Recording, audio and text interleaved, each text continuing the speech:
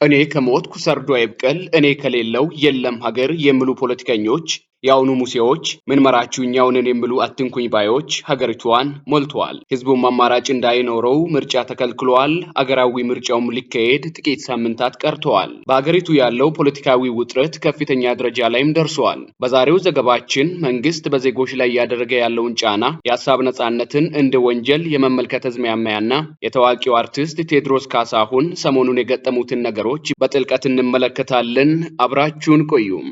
የፌዴሪ ህገ መንግስት አንቀጽ 29 ዜጎች ያለማንም ጣልቃ ገብነት የመሰላቸውን አመለካከት የመያዝና የመግለጽ መብት እንዳላቸው ቢደነግግም መሬት ላይ ያለው እውነታ ግን ይህንን ይቃረናል። መንግስት በየመድረኩ ዲሞክራሲያዊ ምህዳሩን አስፍቻለሁ ብልም በተግባር ግን ከሱ የፖለቲካ መስመር ጋር የማይስማሙ ድምጾችን ሁሉ የሀገር ጠላት ወይም ሁከት ቀስቃሽ በማለት ይፈርጃል። ይህ እኔ ያልኩት ብቻ ይሁን የሚል አምባገነናዊ ባህሪ የተለያየ አመለካከት ያላቸውን ዜጎች ወደ ዳር ገፍቷቸዋል። በአሁኑ ወቅት በኢትዮጵያ ውስጥ መንግስትን መተቸት ትልቅ ዋጋ የሚያስከፍል ተግባር ሆነዋል። ጋዜጠኞች፣ የሰብአዊ መብት ተሟጋቾችና አርቲስቶች በማህበራዊ ሚዲያ በሚያጋሩት ጽሑፍ ወይም በሚዘፍኑት ዘፈን ምክንያት ለፍርድ ይቀርባሉ። ይህ አካሄድ ዜጎች በነጻነት እንዳይተነፍሱ ፍርሃትን ፈጥሯል። ቴዲ አፍሮ በቅርቡ የለቀቀው ዳስጣል የተሰኘው ዜማ በኢትዮጵያ የኪነ ጥበብ ታሪክ ውስጥ ትልቅ ቦታ የሚሰጠው ክስተት ሆነዋል። ዜማው በዩቱብ ብቻ በአጭር ቀናት ውስጥ ከ15 ሚሊዮን በላይ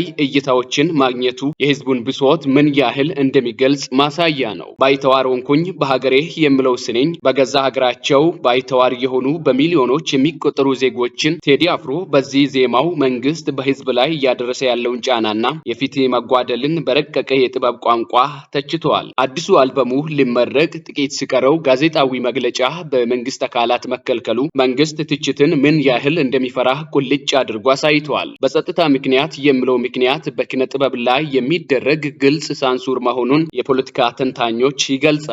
ቴዲ አፍሮ አዲሱን አልበሙን በተናጠል ለማሳተም ስል 33 ሚሊዮን ብር፣ 25 ሚሊዮን ብር ዋና ክፍያ እንዲሁም ደግሞ 8 ሚሊዮን ወለድ ለሰዋሰው ማልቲ ሚዲያ በመመለስ ከውል ስምምነቱ መውጣቱ በኢትዮጵያ የጥበብ ዘርፍ ታይቶ የማይታወቅ እርምጃ ሆነዋል። ይህ እርምጃ አርቲስቱ በስራው ላይ ምንም አይነት የመንግስትም ሆነ የድርጅቶች ጣልቃ ገብነት እንዳይኖር የከፈለው የነጻነት ዋጋ ተደርጎ ተወስዷል። ብዙዎች ይህንን ድርጊት ጥበብ ለገንዘብ አትሸጥም የሚል ትልቅ መልእክት እንዳለው ይናገራሉ። የቴዲ አፍሮ ውሳኔ ሌሎች አርቲስቶችም ከፖለቲካዊና ኢኮኖሚያዊ ጫና ነጻ ሆነው ድምጻቸውን እንዲያሰሙ መንገድ ከፋች ሆነዋል። ሰሞኑን በተለያዩ ማህበራዊ ሚዲያዎች ቴዲ አፍሮን በተመለከተ የሚናፈሱ የእስር ወሬዎች የህዝቡን ስጋት ጨምሮታል። እንደ መሰረት ሚዲያ ያሉ ምንጮች እንደዘገቡት በአዲስ አበባ ውስጥ የዳስጣል ዘፈንን በህዝብ ቦታዎች ሲያዳምጡ የተገኙ ከ100 በላይ ወጣቶች መታሰራቸው በህግ በላይነቱ ላይ ጥያቄ አስነስቷል። ይህ በደጋፊዎች ላይ የሚደረግ እስር አርቲስቱን ለማስፈራራት የታለመ የስነ ልቦና ጫና እንደሆነ ይገመታል።